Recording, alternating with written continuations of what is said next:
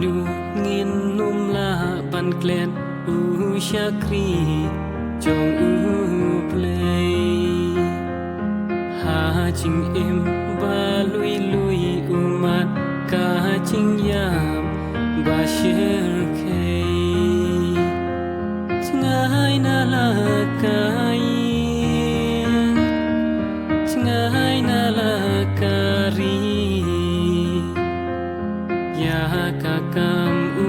play ban shakri tang ka dur khmat ba phu samrkhi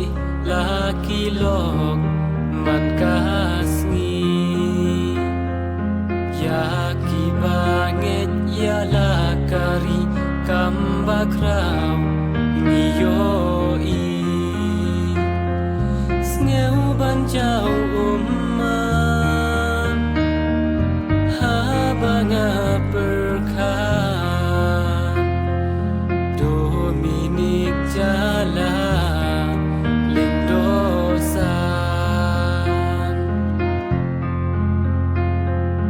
Sin ran bas ngeu rip utrai Lat ka balang usharai Met bat min sim a em Klem tingkai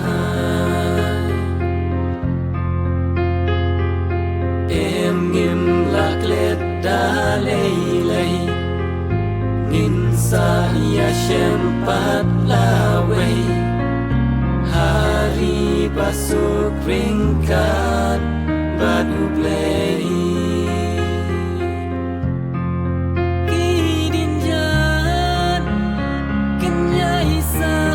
kalinti kabashisha lendo san dumini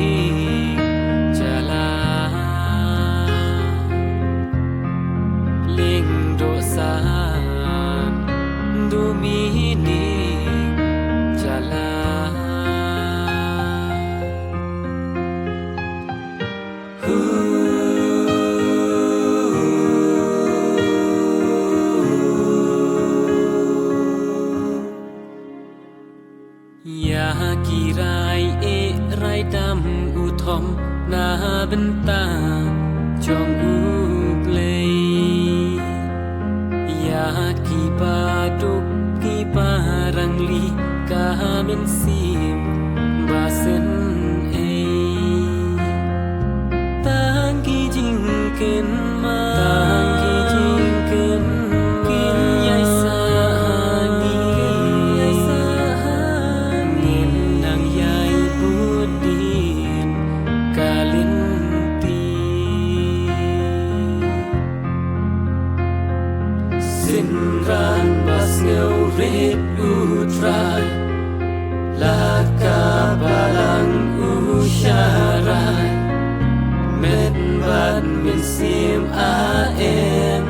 Klem tingkai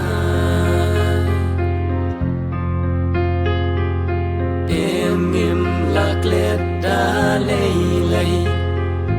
Ngin sa ya shem pat la wei Hari basuk ringkat